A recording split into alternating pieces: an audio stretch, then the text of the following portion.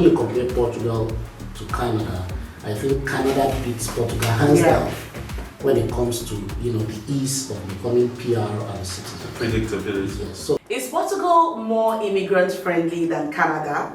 That's exactly what we're going to be talking about in today's video. Hey guys, welcome to the channel. Thank you so much for tuning in. So a few days ago, we packed up our things and we left Canada for the very first time after 4 years. Guess where we went to? Portugal!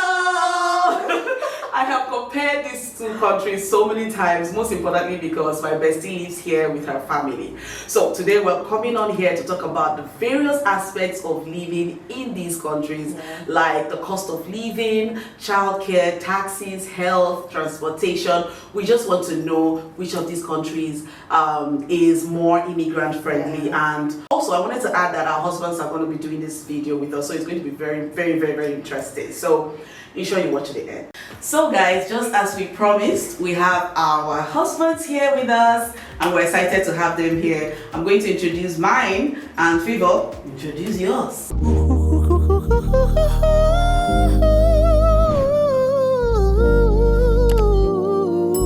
So we have here my handsome, wonderful, lovely husband, Jide.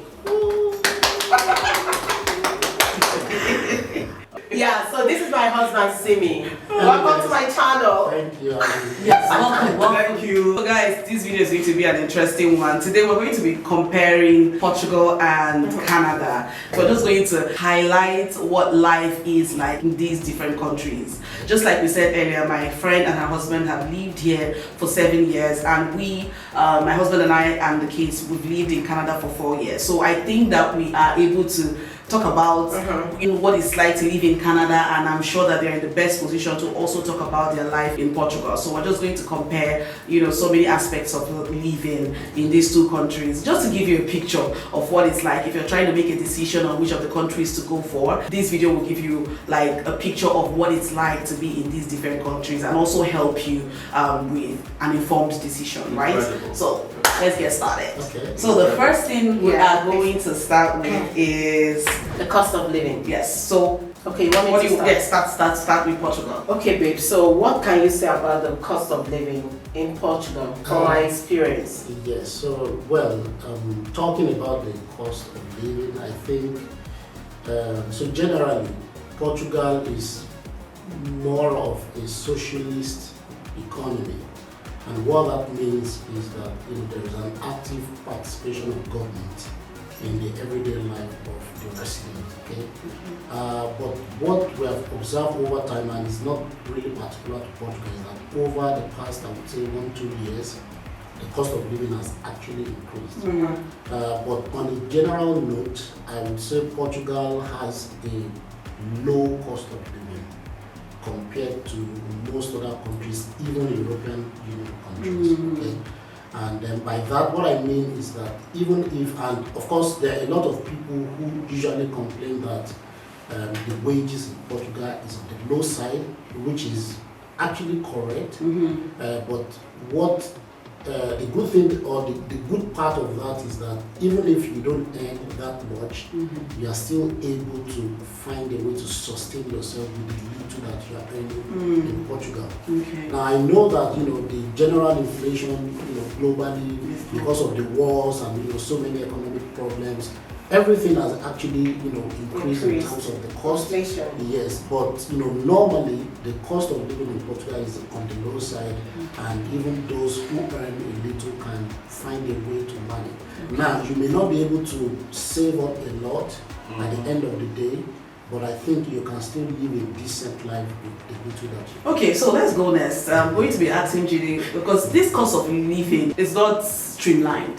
There are things that we need to break down for you guys to understand what we mean by cost of living. But we're going to just say it on a summary, on a general note. Dear, what do you think about cost of living in Canada in general? Yeah, just in the same line with what Simi just said. The war, the inflation, and all those things cut across all countries. Yeah. Like we got to Canada 4 years ago, you could get a lot of things for just $100. But today, you go in there, the same thing you could have bought for about $100 4 years ago could cost you up to $250 now. Wow, correct. And I don't like complaining. I believe we could manage and all that. But when it got to that point that someone like me started feeling it, then you could know that this is serious. Mm-hmm. So generally things have changed and things keep changing. I would say recently the inflation rate in Canada, kind of reduced. The interest rate is going down consistently. So we are hoping that things will change for better as soon as possible. But generally, like Simi said about Portugal, because everything is directly connected to what you are earning. Yeah. So it's not like you get to that point that, you're unable to feed. You still feed. But things may not be as surplus as they used to be, right? So on a general note, things are tough, I would say, economically. But there is hope because the government keep working on a daily basis to make sure that things are brought to that point that citizens are having a good and decent life. Let's talk about accommodation in these two Yeah. countries. People? Okay, babe. So, what can you say about accommodation? Is it affordable renting in Portugal? From our experience, Renting and buying. Yeah. Okay, so I would say in the past 2 years, Yeah. the cost of living and with respect to accommodation has increased significantly. Yes, because I remember that if you wanted to rent let's say a 3-bedroom standard apartment, okay, where we live in Coimbra, you could get it for 500. Even the ones that were for 600 euros per month were actually on the high side. But right now, a standard 3-bedroom apartment goes for 900, 1,000, 1,001, 1,200 euros per month. Depending on the area. Depending on the area, and then depending on maybe the type of building, the age of the building. So, but overall, if you compare those two values, you will see that it's almost double what it used to be. Yeah, so it's one of the main areas that is hardest hit by the issue of inflation. Yes, exactly. When it comes to buying a home, I think it's the same thing, even though the increase may not be proportional to the renting. So it's not like it has doubled, but it has also increased significantly. So I remember when we were in Braga, there was an apartment, it's a 2-bedroom, but very big apartment that somebody wanted to sell for 120,000 euros. Okay? That same apartment right now would go for maybe 200,000 euros. Wow. How many years apart are we? We are talking about around 4 years difference. So that is a huge difference, right? That's a major difference, yeah. So apart from the accommodation, I think every other thing, even if there has been increases, is not that too significant. But for accommodation, it's the main concern, especially for people who are earning, below a particular threshold. Yes. Okay, sorry, let me ask this question since we're talking about accommodation, renting or buying a house. Yeah. When you buy a house, how much do you think the mortgage can cost monthly? Well, it depends Based so it will depend on several factors. It depends on your age. Okay. It depends on how many years you want to pay, the mortgage for, and then it also depends on, the amount of down payment that you will pay. So generally, if you are a resident, if you are not yet a citizen, I think you will have to pay minimum of between 10 to 20%. I think usually even 20%. But for citizens, they can pay, a lesser percentage since they are citizens. You understand? Yeah. But I would say on the average for a 2-3-bedroom apartment, mortgage maybe 500, 550, 600 Euros every month. euros per month. Yeah. Hey, baby, can you tell us a little bit about accommodation in Canada? Yeah, but in the same vein, things have changed for the worse, I would say. Yeah, I said for the worse because I'm considering the people that are just coming in. Yeah. We did a video to that effect. I think you're going to do Yeah, that. link it, yes. So we have a detailed explanation of everything there. But for me, the part I just want to look into is the fact that the pay that you get at the end of the month has not necessarily increased. Yeah. Okay. So if you were doing a job that they pay you per hour, say they pay you $23 per hour. If you had been per hour, if you had been promoted in the past 4 years on that same job, you probably would have like additional $1.50. And now imagine your rent was, when we came in 4 years ago, our rent was $1,250 for a 2-bedroom flat. Canadian dollars. Yeah, Canadian dollar. Now today, that same apartment will be going for about $1,800. Wow. And that's a huge difference compared to the increase you would have gotten on your salary. So Yes. it's difficult, and that's the the hardest hit part of this whole thing. And accommodation is not one of those things that you would say you can do without. You need a place to keep yourself, keep your family, especially if you have a family.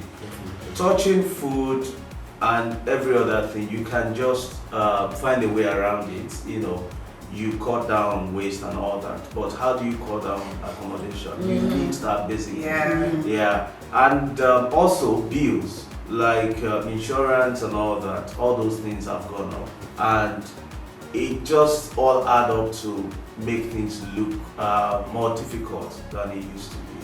Yeah. Okay, let's talk about transportation. Okay. Because I've seen a huge difference between these two countries in the area of transportation. So, Favor, take it off from Babe, as you're passing it to me, I'm passing it on to him. Okay, so well, when it comes to transportation, one, you need to understand that Portugal is a very small country. That's one.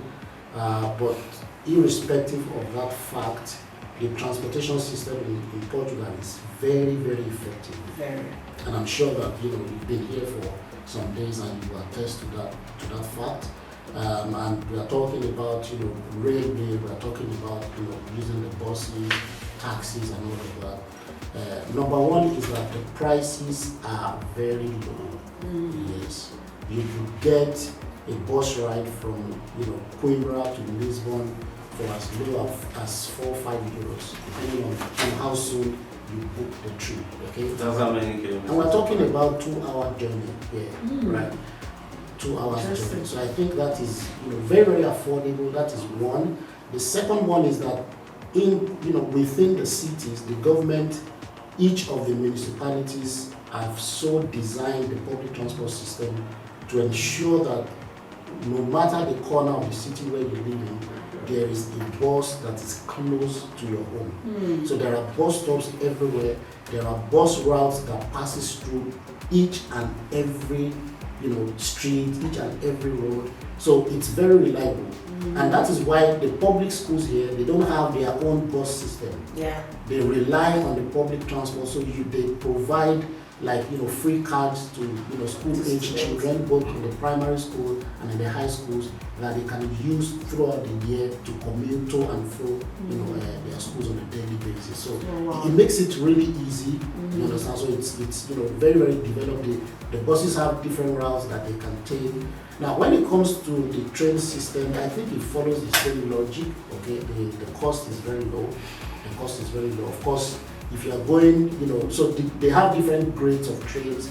There are some that are within, the municipality. There are some that are intercity, and then there are some that goes from one region to another. Okay. So yeah, the quality of the rail system, of the trains, are also a little bit different. But overall, I think transportation in Portugal is very, very cheap. It's very, very effective. It's very, very robust, and it's affordable, and it's available for everyone, regardless of what part of the country you live in. Thank you. Okay. Okay, so I'll speak to that. In my province, Alberta, which is where I live and where I really know very well. I know it's better in Ontario. Yeah. But in my province, transportation is not as effective as I've witnessed in Portugal. Like, I've experienced everything he just talked about. I've entered the intercity, I've entered the metro, I've experienced the the one you experience within the city, I would say is quite effective, and is reliable. Reliability is something that is very important when it comes to commuting from one place to the other. Another thing I would kind of connect to that is the fact that the size of the country are quite different. Yeah, Canada is a very big country. You're right. Massive. And so it's, and I'm not saying that's the best we can do. I believe as the country opens up and things improves over time, I believe the transportation system will get better. For example, I live in a city very close to Calgary. I would say about 20-25 kilometers apart. We have buses going from my city, Edry, to Calgary. But when you talk about reliability, it's not there. Like if you work in Calgary and you have to take a bus from Edry, if I'm driving my car, that's about 20-25 minutes drive. People have never entered a bus from my city to Calgary. People that enter that bus tells me that sometimes it takes them up to 2 hours. Wow. Yes. That for me doesn't make sense because there are few of them. and then they are trying to get people, and you have less people relying on the buses. Mostly students, new immigrants, and all that. The moment you get to Canada, you just understand that you need to get a car anyway. Another reason is the extreme weather. When we get to winter, it's very difficult to. Even if the bus is that effective, you are having a second thought, like, man, do I have to enter this cold? The buses are equal to the task in the weather, but sometimes things happen, and you have to just wait at the bus stop for that long, and that could have an adverse effect on your... So that is bringing me to the topic weather. We're going to say next. Before we get to that, talking about weather, you know, when you talk about how many minutes it takes for the bus to come, I think in Portugal... No, not the minutes it takes. For example, the bus may come for you on time. Okay. But to get you To to get you to the where destination. you Okay, now I get it. So within Calgary, which is a bigger city, the bus, the transportation station is more reliable. Okay. It's faster, it's more circulated than in my city. I think in Portugal it runs every 15 minutes. There must be bus coming to you. Yeah, I think they have the same. They have the same in Calgary, but because we don't stay in that city. Okay. So the transportation system is fair. But not as good as Portugal. You can afford not to have a car in Portugal. Definitely. And you are not we missing lived there for like how many years? For almost 4 years. We decided and you are not missing anything. Yes. The bus will take you to as close as wherever you are going. I don't think we have that yet. So let's talk about this weather thing, because I think that is a major thing for me. Let's start. It's a major part of this whole thing, guys. The weather difference. Oh, the envy I have for these people. Oh my goodness! Can we not start? I pass it on. Babe, I pass it on to you. Okay, so let's talk about the weather. Well, I think, so when we're talking about the weather between Portugal and Canada, I think it's very obvious. Portugal is a Mediterranean country. The temperatures are usually warm. Even what we call winter is not really winter in Portugal. Okay, it's a bit cold, but when you compare that with Canada, then you know it's a child's play. You understand? So I think, and it's one of the major reasons why a lot of expatriates from countries like the US, UK, Canada are actually moving to Portugal, because Portugal has, a lot of sunny days in the year.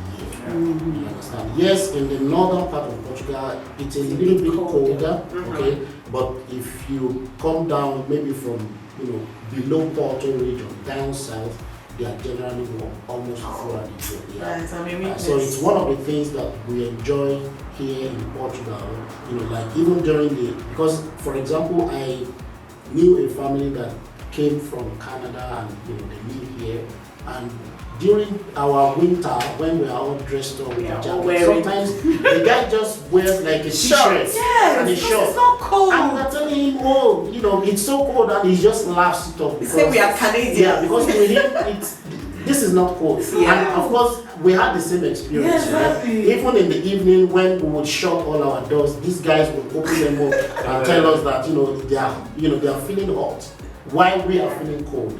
So it's one of the positive side of living in Portugal. You get to enjoy warm weather almost throughout the year. Yeah. So I would say it depends on what you are looking for. And one thing I found out about human, God is such a wise master builder. It's the fact that we can just adapt anywhere. Look at us coming to Portugal complaining of heat and all that. I remember when we landed Canada 4 years ago. It was a big deal. We landed in July. There was no cold in quotes, according to Canadian. It was still summer, but we were feeling cold. Wow. But over the course of years, first year, second year, third year, we now, like when we landed, I was telling my wife that, man, I can't wait to go back to now, but having been here for almost 10 days, I noticed that the body is also adjusting. Adjusting, yeah. So our weather in Canada could be extreme, I would say that. But not in all provinces. Not in all provinces, We still have and BC not to boost. all through. Yeah, British And Columbia. not all through the year. Exactly. Winter usually starts from November. From November, everybody starts getting ready. And the core of winter in Canada is between December, January, February. Yes. That's when you have your minus 35, your minus. Wow. Yeah, so Minus 35. yeah, so that period, like when we're leaving home, I was like, man, when we get to those high minus, I'm sure kids will not be going to school. There will be no need to work. Government will just pay you. No way. All for me to get to Canada, it was normal. You will go to work. The You will kids work wake that up, work. they go to school and all that. So when it comes to weather, depends on what you are looking for. Yeah, but it's more extreme in Canada. I also noticed, because we landed here in the night, between Porto and Coimbra, it's a bit foggy, very foggy, and it was scary, but I mean, he didn't mention that. He just made me look like We just saw the it breeze. was- Really popular. It was really and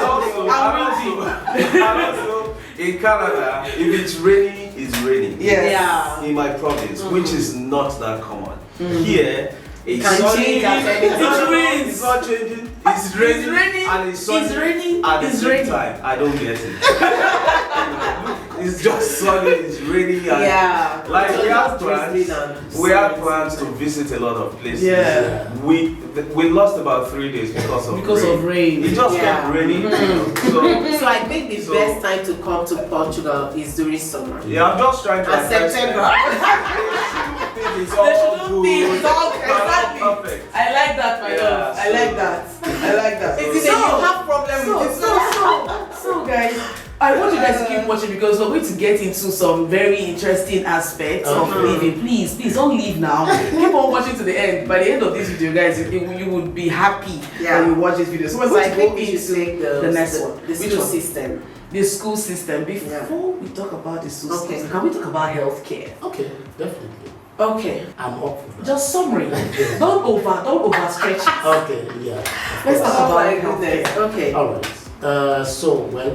I think before I talk about the healthcare, the whole idea, okay, behind this is to make sure that you guys decide to move to Portugal. Yeah, baby, I got you. So let's talk about the healthcare in Portugal. Well, so My in husband. Portugal, again, it's a factor of the population. So the population of Portugal is not that much. Yeah. The population, even though it's a small country, the population density is not that high. Okay, so the health systems can more or less cope with the demand, right? But with respect to the system and the cost, I think it's also very, very affordable in most cases because it is highly subsidized by the government. Yeah, so healthcare for children, I think up to 18 years, and healthcare for seniors, above a certain age, I think 65 or 70, is completely free, right? Healthcare for pregnant women, so prenatal care is also completely free. up till after. So can I ask a question? Is this for permanent residents or for everybody? For everyone, Everybody. as long as you have a resident. right of residence. Okay. Even for students. students. Yeah. Okay. Even for Wow. students. So it is highly subsidized by the government and it's connected with the social system.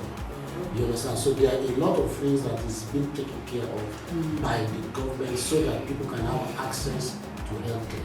And I can give you, an example which was a major shock to us when we had that experience. So something happened a few years back, and my wife needed the attention of the emergency care. So they had to call an ambulance. And to be honest, even though she was sick, she was even more worried about what the cost will come to. After they take her to the hospital and they take care of her and all of that. So, and she kept asking me, how are we going to, cope with the cost? How much are they going to charge you? I told her, for now, let's just focus on your life, getting back on your feet. So, she was taken in the ambulance to the hospital. They took care of her, and then when we were done, I approached the reception to tell them, so what's the cost implication of all this ceremony? And they told me no, that it's an emergency service.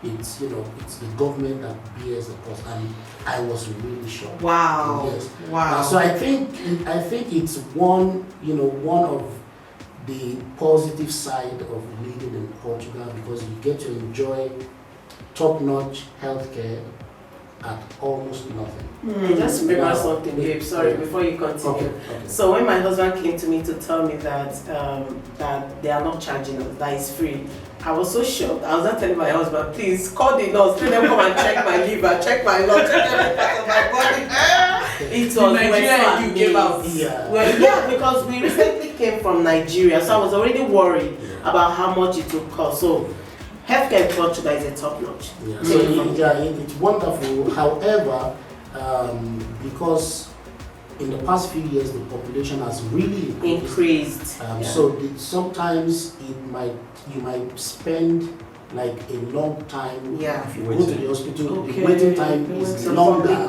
Yes, because you have a lot of people who are actually waiting. Sometimes the kids are sick, we take them to the hospital, and depending on the severity of what is happening to them, you might have to wait several hours before you are able to see a doctor. It's free, but at the same time, the demand, the burden on the system is getting bigger.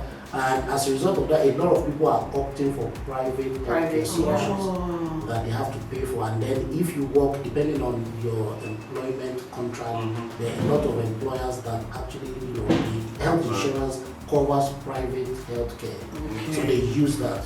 But I think another thing you forgot to mention is, depending on your situation, if it's something that needs to be attended immediately, they will attend to you immediately. Okay. Baby, we don't want this video to be too long. If you have questions for us, please let us know in the comment section. If you need more explanation, just hit us up at the comment section and we will give you more details. Baby, what do you think about Canadian healthcare? Yeah, for the province where I live, because Canadian government is, the health system is run by the province, not the federal government. So it differs from province to province. In my province, it's basically free. Consultation with doctor, tests, whatever test you want to run is free. Now the part that you have to pay from the pocket is your medication. They write you a medication, you have to pay for that. Then when it comes to vision and dental, you are responsible for those. So I think for kids, vision for kids, the government take care of that. And of course there is a restriction on it. You don't just go every day for them to check your eyes. I think it's twice a year for under the age of 16. And for adults, they pay part of that too. So the medical system in Canada, in my province, like I said I would give it to my province, is a bit stressed. Right, you have people, because of the immigration system of Canada, you have more people coming in on daily basis, and the fact that there are a lot of things that will entice you to Canada, right? So people are always coming in, and we don't have enough doctor enough doctors to take care of those populations. Yes. Now, do we have doctors on ground? Yes, we do. So the system is stressed because of the shortage of medical practitioners, basically doctors. So someone said in Ontario, if you have a heart attack, that you are not likely going to die, because average doctor in Ontario is a medical doctor. And the average Uber driver in Ontario is a medical doctor. Wow. You know, they just come into the country, they are unable to practice, and they keep trying. So apart from that, childbirth, especially anything that has to do with children, they are government covered. And I experienced the ambulance thing. My son had some sort of pain in his ears, and we had to call the ambulance. And then I just felt, oh, this is Canada, we should enjoy everything. We called the ambulance. Unlike yours, you thought you were going to pay. I wasn't expecting that. We were going to pay. So we just did it. I was just saying, very relaxed. This is a country, we're home, this is it. And then I think about a month later, I got a mail in my box. A bill of $187. Wow. Yes. Yeah. Wow. Yeah. So when I saw it, I was like, what is this for? Do you know the painful thing? They took us to urgent care, which is just about 5 minutes from my house. But I didn't know where it was. I could have actually carried my son on my back. Even And if I trekked wanted that to. place. And trekked. So I was like, is this? The case was not an emergency case. Wow. They didn't give him anything. They gave him Chivita and played with him and told him to go. And that was that we should go and see our family doctor the following day. Seeing my family doctor would be free. But so it's one of those things. So my people in Canada, don't just call ambulance, except if it's very, very necessary. Now, if you have an emergency, forget $187 is nothing compared to life. But in our own case, my son wasn't going to have anything that would be life-threatening. It was just that, the fact that And it was late at night. It was late at night, and we didn't know the location. So please learn from this. Don't just call ambulance anyhow. So apart from that, I think both countries are doing well. Canada and then of course, for Canada, they have health insurance. Insurance also plays a part. Yeah, so talking about health insurance, depending on the kind of job you do, but most of the health insurance are paid for. Some substantial part of your salary goes into health insurance. I think we dealt with that in that video. Yeah. So it covers the part that the government does not cover for you. Yeah, like you need medical appliances, you need visions, you need dental and all that. So your insurance, like traveling to Portugal, our insurance covered our travel insurance to the point of, I think, $2 million. If anything happens, they will take care of it, but nothing will happen. Okay, so what next do we talk about? Childcare, right? So we'll talk about childcare and then we'll round it up with employment. Okay, let's go to employment. Childcare, I don't think there's so much difference in childcare. It's free. Okay, so there was a part to be mentioned about busing system for school. Yeah. In Canada, we have the most efficient busing system for kids. For the schools. Wow. I was asking you that. Yeah. So in Canada, we have buses. Since we've been in Canada, we've not had to drive our kids to school, except when they just don't feel like waking up early.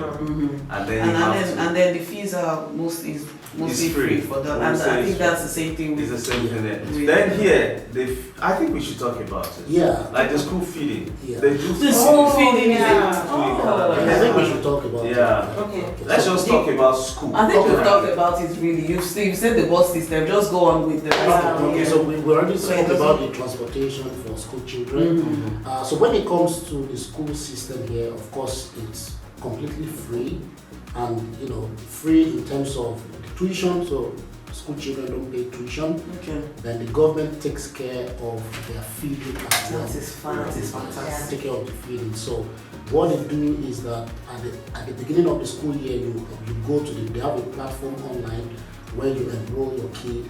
And then you do the necessary registrations for the classes, for the meals, and for every other thing.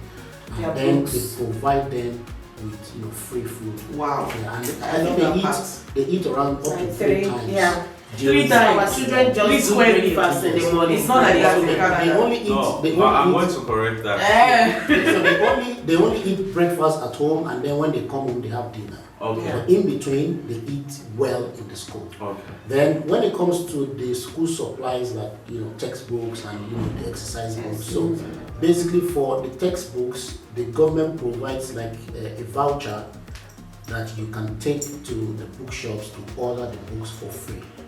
And then there are some additional books that you would need to buy as a parent, which is not part of what that voucher covers. Okay. So you buy that, and then the government reimburses you that money. Okay. Yeah, so the school supplies are also free, but as a parent you are in charge of buying the notebooks, the pencils, the stationeries and all of that. Yeah. But So- every other thing is taken care of by the government. Okay, so in Canada, just to compare a bit, do you guys have child benefits?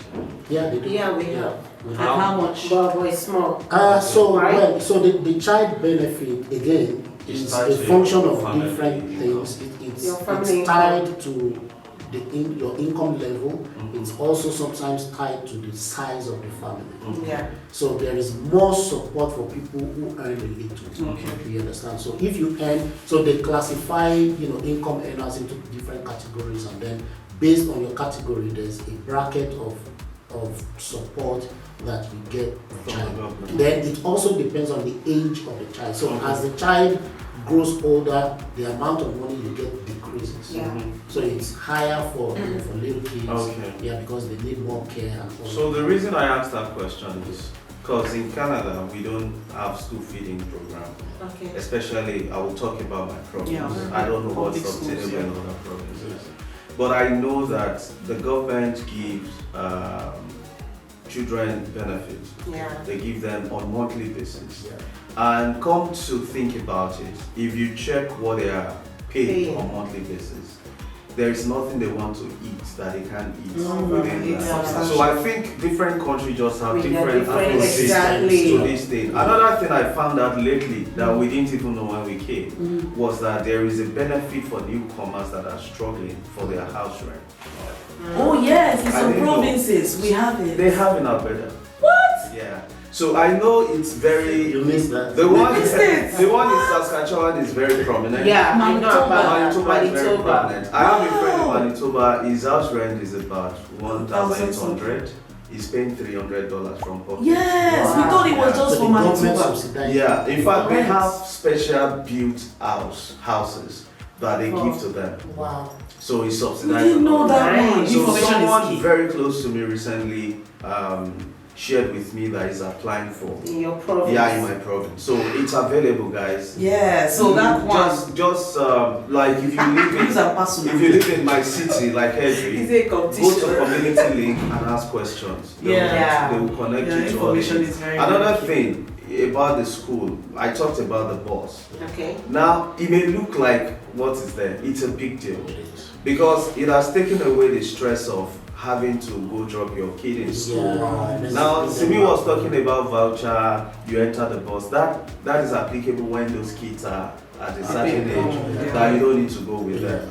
I've been here for almost 10 days. We always go for school runs. I can't remember the last time I You did did school school run. runs, yeah. So my kids just walk out straight to the bus Nice. and they bring them back. So that is a plus to Canada. Okay, so Yeah. because we don't want this video to be too long, let's go to the next very important aspect of these two countries. It's going to be the seamless transition from being a permanent resident to a citizen in these two countries. Now, Simi, can you tell us the process of like this transition from being a permanent In 2 resident to minutes. citizen? Okay. In 2 minutes. Okay, so basically, I think what I would say is that when you compare Portugal to Canada, I think Canada beats Portugal hands Yeah. down when it comes to the ease of becoming PR and citizen. Predictability. Yes. So the current immigration law in Portugal, okay, is such that for you to become a permanent resident, you need to have lived here for at least 5 years as a temporary resident. Again, the citizenship law is the same with the PR law. So if you have lived there temporarily for 5 years, you don't need to get the PR before you can apply for the citizenship. So as a temporary resident, you can apply directly for the citizenship. Wow. And what I observed is that, because I understand you guys moved to Canada as permanent residents. In Canada, permanent resident and citizenship, I think it's just a little bit of difference between both of them. Voting rights. Yes, it's just the voting right. In Portugal, it's not like that. I can't really pick out any value that is that significant in having the PR card here. Because as far as they are concerned, if you don't have that thing they call citizens card, they don't care if you have a PR or a temporary resident, it's almost the same thing. Okay. Yeah, so it's, and then finally, because I'm trying to save time, the time it takes for the, for the applications to be submitted and processed is very long in Portugal. I know when you guys applied for your citizenship, and in a matter of how long did it take? Nearly 2 months. 2 months, it was approved. And they actually traveled here as Canadian, Canadian citizens. I and my family, we've applied for our citizenship for around 1 year, and we are still waiting. But it's moving. It's moving, so moving. it goes You can through, see I think, it. around 7 stages. Yeah. Okay, so it goes from one stage to another, but I think it's on the last stage the now. immigration office is actually burdened with a lot of applications right now. So many So immigrants. it's difficult for them to process those applications on time, but it's progressing, and we are Is it hoping. manual? It's not manual, it's automated. We do it online now, but it's just the time it takes. And then again, I think it has to do with the way of living in Europe. A lot of these things, especially They public take their services. time in They doing take time. things. It will eventually happen, but it takes more time. And I think for that, it's one of the things I love about the Canada immigration system. Yeah. You can move directly from your home country as a PR with a lot of rights. And then in 2 years, right? After 2 years, 3 years. 3 years, Yeah. you can apply for the citizenship Yeah. and get it. But in those the moving as Two an full. international student, those moving No, as they'll have to- students. we have- Yeah, I think So let's now to Canada, I would start from the permanent resident side of things. So you can leave your own country as a permanent resident if you apply to the express entry process, and they invite you and you get your visa. So you are coming to Canada as a permanent resident. However, that's not the only route of coming to Canada. We have people coming in as students, people coming in as temporary worker with visa and all that. So as a student, I didn't come in as a student, but I know quite a number of people that came in as a student. After your program, I think if you applied for masters, after 1 year of work, you can apply for permanent residence. Yeah. And it's almost automated, they will give you. Yeah, so I mean, if your records are clean. Once you get that, then from that point you start counting down for the 3 years, right? 3 years. So you still have to stay 3 years as a permanent resident. Okay. Yeah. So in our own case, we just, after the 3rd year, we applied, and like Simi said in summary, it's predictable. There is nothing like maybe or maybe not. Yeah. Your records are clean, no issue with, no issue of illegal issues or whatever. You will get it, and that's one beautiful thing about Canada. And the whole process of coming over as a PR is also predictable. Yeah. You know how to monitor your progress, you know what to do. Once you are able to get those things they are asking for, is as good as you are going to come in. Yeah, so not to waste your time. I mean, Canada immigration process is very popular. It is. I think the one that is not as much popular is that of Portugal. So you guys should speak more about it. Yeah. We want to know. We'll be talking more about it. Yeah, I actually started my channel talking about Portugal until that issue they had. Then when I make a video, people will tell me, "Oh, but there's no way to come in. So why do you talk about that?" So we just kept it at all. But guys, we are coming back to it. And to talk, Simi talking about the fact that the process is slow and all that, I think one of the things contributing to that too is language. Now in Canada, you can't come in until you are tested on language. They test you on English if you are the English speaker and French. Imagine Portuguese government have a process where they test you on Portuguese language and English. So the moment you come in, you can walk in those services, and then they have more hands. So in Canada, we have a lot of people in Service Canada attending to some of these files, but here there is restriction. So that brings me to the last question that I'm going to be asking on this video, and it says, what would you say, Simi, is the disadvantage of or what will stress a new immigrant when they land Portugal? And that also is going to apply to you. We're going to ask you that. Especially English speakers. Yeah, so what do you think is a challenge an immigrant will face when they land Portugal? Well, I think that one is a no-brainer because we went through that. Through that phase, and for me, it's the language. And then I think it's a wake-up call for people who are interested in immigrating to countries in Europe. You need to understand that it is only in the UK that English is spoken officially. Only in the UK. UK and Scotland. Yeah, the UK, including Ireland, Scotland. Yeah. Now, apart from the UK and Ireland, every other country in Europe have their own national languages. So you come to Portugal, it's Portuguese. You go to Spain, it's Spanish. You go to France, it's French. You go to Germany, it's German. You will do well to yeah. So if you are planning to immigrate to Europe, have it at the back of your mind that I need to learn the language first. So don't come here, with that, you are being repulsive about learning a new language. It's not going to help you, and it's one of the greatest challenge that people face, especially English speakers. Now, there are some countries in Africa that are Portuguese-speaking countries. Yeah. It's easier for them to come in because they speak that language. They can walk anywhere. And the thing is that if you speak Portuguese language, there are a lot of things you can do here. Employment-wise. You can integrate easily, you can get jobs easily, you can build relationships easily. There are a lot of things you can do easily. Yes. Well, guys, so for us, it's not easy. Yeah, it's not easy. For us, we have to go. Yeah. For us, we have to go to the class to learn the language. Government. Both of us, we spent 120 hours spending, learning the language. Wow. Yes. To qualify for the citizenship. Before you even qualify. You need to be proficient. So they have different levels: A1, A2, B1, B2, C1, C2.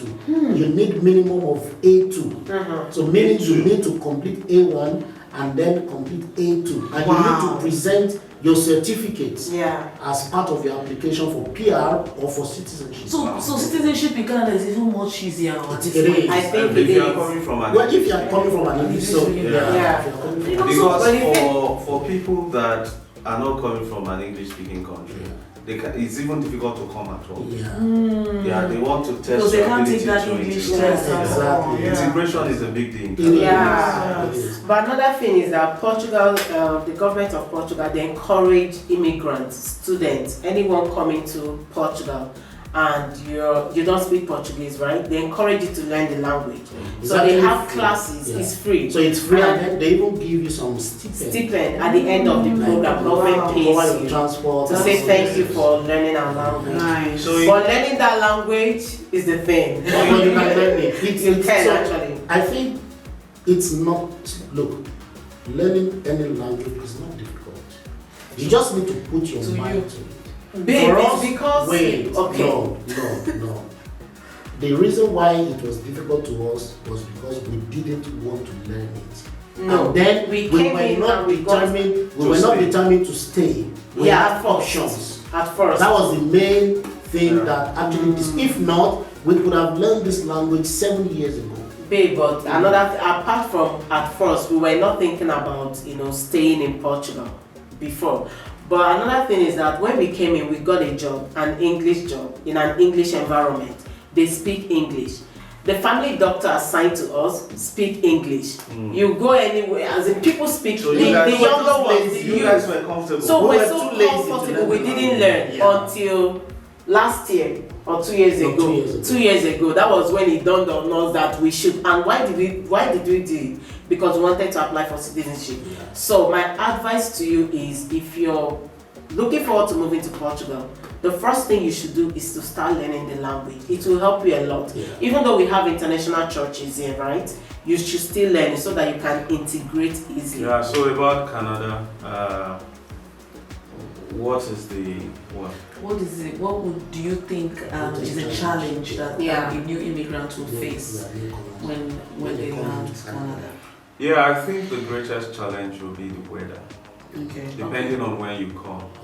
Whenever you come, just expect that a time will come that you may ask yourself, why am I here? Wow. So I'll share with you, it could be serious, especially if you are coming out for the first time. For people that have visited countries like UK, that have seen snow before and all that, experienced cold before, they can kind of Adapt. adjust to it. My own case was when we came in July, I started working in August, and the first snow I saw in November 2020, I had a stomach upset right away. I was scared. Because What's the connection? Let me explain to you. I needed to drive out of the house by 4:30 a.m. the following day. I've never driven in a snow before. And it's a whole different And the cold is not a joke. driving. So I was like, I went to pray. It took God to convince me that He said I'm the God of all seasons. And that was my comfort. So my brethren, when you are coming to Canada, the only thing that may shock you is the weather. But to say that it's not worth it, forget about it. We are there and we survived.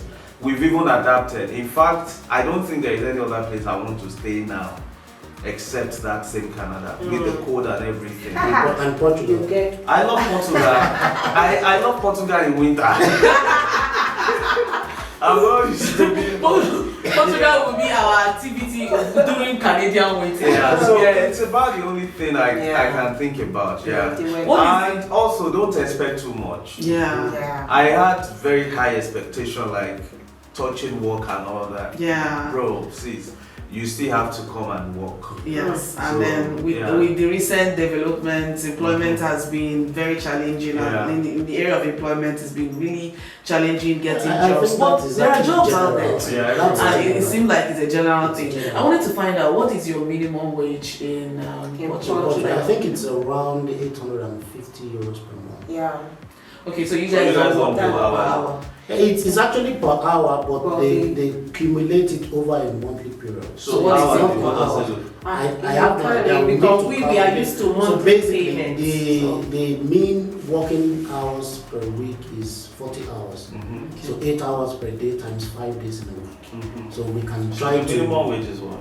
We can try to calculate let me- that. And another thing, it's not everyone that is on minimum wage, right? It depends on the kind of Of course, job. it's not everybody. It's Because not minimum everybody. is just the Minimum, general, average. yeah. Yeah. But even in the midst of that minimum wage, you still have some Is it 5 weeks? It's incentives 4 weeks now. that Sorry, pushes yeah, your about money four up. weeks. About 5 euros. Yes, which is about 5 point something euros per Per hour. hour. So what is it in Canadian dollars? It depends on the province.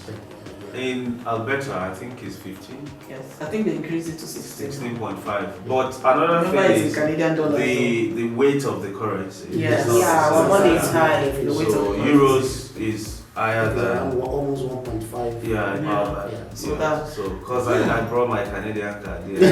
Ah, And the next year, What the guy is crying? No. I was not messed up, but I bled. You will put it like this. Euro, our What currency is high actually. Yeah, so yeah, if that is you're coming in another with good Canadian dollars, Yeah. you might not Yeah. think wise. Yeah. So I think we have come to Guys. the end of today's video, guys. Thank you so much for watching. We are very, very grateful. Ami, do you have anything Guys, to say? thank you so much for staying until the end of this video. We appreciate you a lot. Please give this video a thumbs up. Share it with your people, your friends, your families. You know, anyone that you know that wants to move to Portugal or Canada, share this video with them. It will help them a great lot. And if you have questions, please, if you feel like we didn't touch if you have suggestions or things that we didn't touch at other aspects, and you want to also do a follow-up, let us know in the comment section. If you have questions for us for these different countries, Simi will be there answering your questions, Jide will be there answering your questions. Just say something, put it down in the comment section. And if you want to video, we can do it. We can fly down to Portugal.